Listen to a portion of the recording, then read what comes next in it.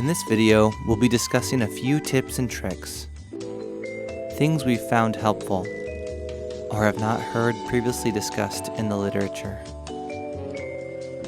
Or maybe Dr. Frederick observed some of our voodoo orthoptic magic and said, "How'd you come up with this? You've got to make a video." Maybe we'll never know.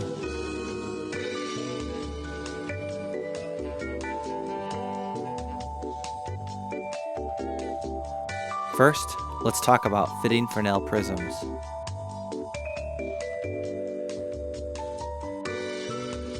Have you ever struggled to fit a Fresnel prism on a patient symptomatic of horizontal and vertical diplopia?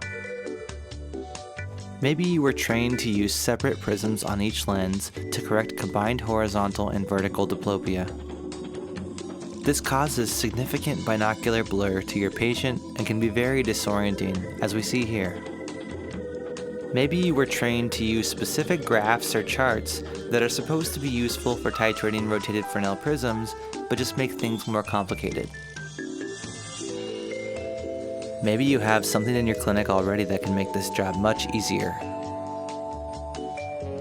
In our clinic, the lensometer is our secret weapon for accurately titrating tilted Fresnel prisms. Say a patient has a 15 diopter exotropia and a 12 diopter right hypotropia, symptomatic of diplopia, and needs the full offset to fuse. You could spend forever holding prisms in front of a patient, hoping you luck out. Or walk over to the lensometer like a boss and make magic happen.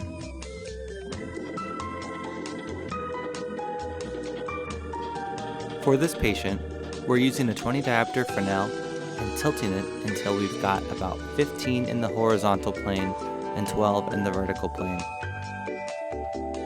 Patient's happy, doc is happy, I'm happy.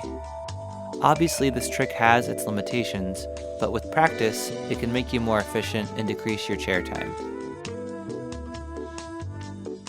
And if you're still struggling to get that prism just right, or you have an extra finicky patient, there's always contact paper.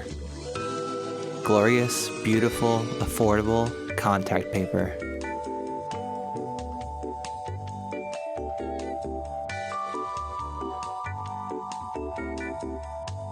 Okay, dissociated vertical deviation.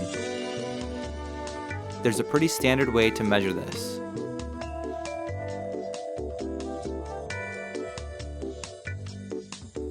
Here's an example of us measuring this patient's DVD of the right eye.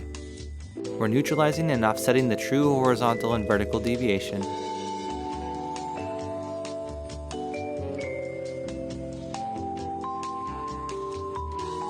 We're then occluding the right eye for at least 5 seconds and adding increasing amounts of base down prism until we no longer see the dissociated movement. We feel pretty confident in saying this is not many clinicians' favorite thing to do. It's tricky to see and can be hard to get perfect. Your view of the DVD is also obscured by a prism, which adds an extra layer of difficulty.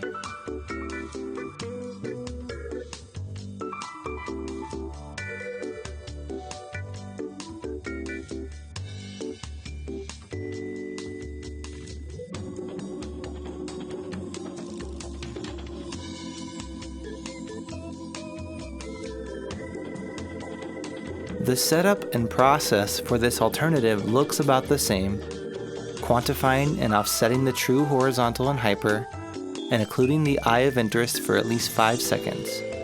But instead of gradually increasing base down prism over the eye with DVD, try holding base up prism over the fellow eye.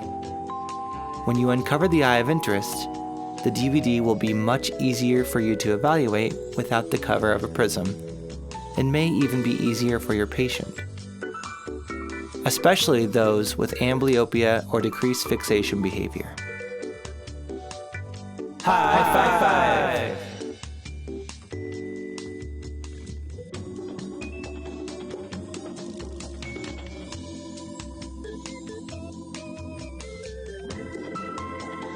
Do you ever get that feeling like you just don't have enough hands? No, I really can't say that's ever been a problem for me. Getting accurate measurements on a child can be extremely challenging.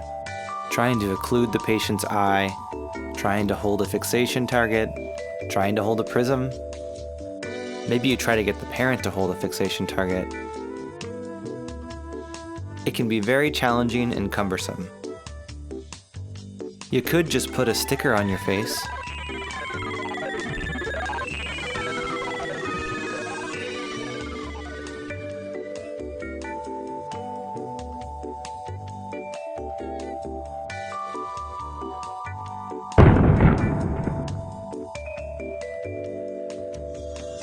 Our patient here has a moderate angle esotropia.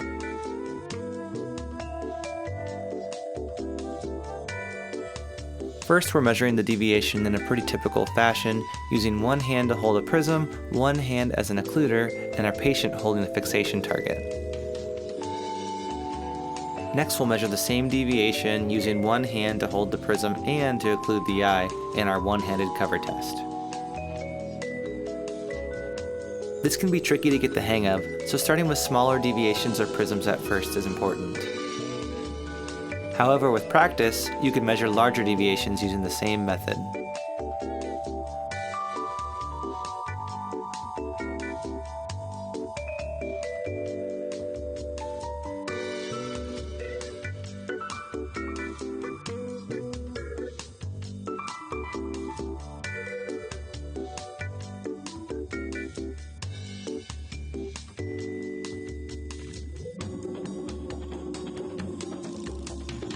We hope you enjoyed this multimedia extravaganza and maybe learned something.